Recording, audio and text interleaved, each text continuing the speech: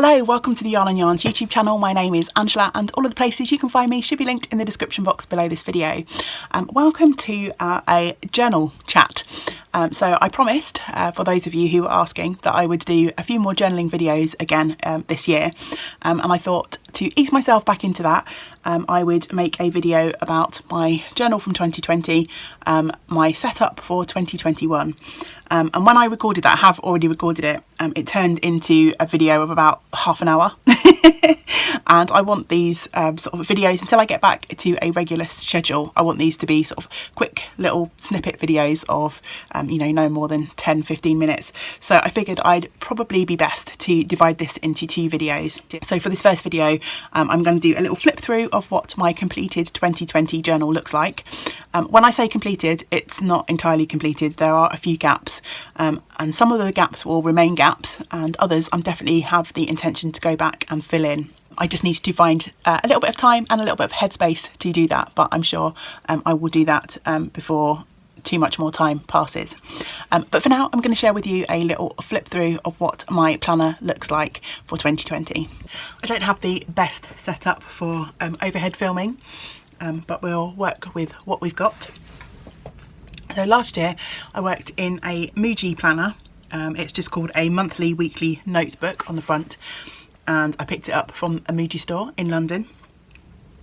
And this is my first sort of whole complete year in journaling, planning, memory keeping, however you want to use those terms. I know they can be quite separate but also quite intertwined. For me, they're definitely intertwined, and I'm really pleased that I managed to stick to this journal for the whole year. There were things that I loved about it and things that, as the year progressed, changed, evolved, and some things that I found limitations for in this notebook. And I'll talk in the next video about my setup for 2021. But the Muji Planner, I think, was a really good way for me to get started. It came with its own cover, and inside the cover I just tucked another notebook which I was using to keep track of my knitting, crochet, making projects. I decorated the first page with a piece of cardboard insert that was a lovely gift from Simone. And the first few pages in here were like monthly calendars, which at the start of the year I used to keep track of birthdays and things like that. At some points in the year I didn't use them at all. Later in the year I used them to keep track of projects that I was working on. And this was my Vlogtober, so I just made a note of some of the topics for my videos, my daily videos, and then I went back in December to not using those pages at all. I'm just going to flip right to the back of the book just to show you, because I've got a few pages that aren't used, just to show you the basic setup of this notebook. So on the left hand side of the page is a sort of grid of daily slots, I guess, for want of better terminology, and then the right hand page is a gridded blank page, and this served me well for most of the year really. It gave me a place to write important dates, notes, a little bit of memory keeping, and I was able to use the right hand side for pure decoration or for tracking, whatever I wanted really, and that kind of evolved throughout the year. So at the start of the year I was using the right hand side of the page as a tracker for the most part, and then any other space that I had I was just decorating it as I wanted to. I was trying to get in the habit of eating gluten-free. I have now pretty much cracked that, which is good. I've discovered I'm gluten intolerant rather than gluten allergic. So I can tolerate a little bit of gluten, but it really helped me to keep focused on the things that I was trying to achieve.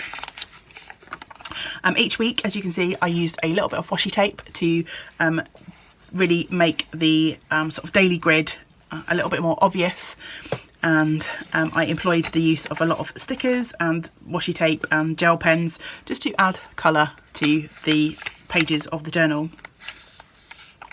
And as the year progressed, I more or less kept on track with this side. There are some weeks as I continue to flip through that you'll see that are pretty blank, where I didn't really feel like journaling or recording things, which is absolutely fine. For those blank spaces, I might go back and fill some of them in. Others of them may just stay absolutely empty, and I'm absolutely fine with that. As the year progressed, I started to get back into reading. As you can see, this is one of the first blank pages. This is where we had our first lockdown. So yeah, things become a bit sketchy from here on in. But I say that's absolutely fine. But as the year progressed, I got much more into reading. And as we go through the journal, the right hand side of this page started to become more of a note of what I was reading, and the space was getting really taken up by my kind of book reviews. As you can see here, it's starting to kick in, but that left me little room to record anything else. So I started also making use of these kind of like flip ups to make myself more space. I also tried different things in the journal in terms of decoration. This is just a really pretty panel that I liked from a cereal packet. So I've had a few comments on the few journaling videos that I have done in the past that some people would like to get into it, but they feel like it will be another thing where you have to spend a lot of money. I do have a whole bunch of paper crafting supplies, so I do have pens, I do have some papers, I had a little bit of washi tape, but really you don't have to have anything expensive to start. If you've got a notebook and a pen, you can start journaling away. And I don't consider myself to be traditionally artistic, and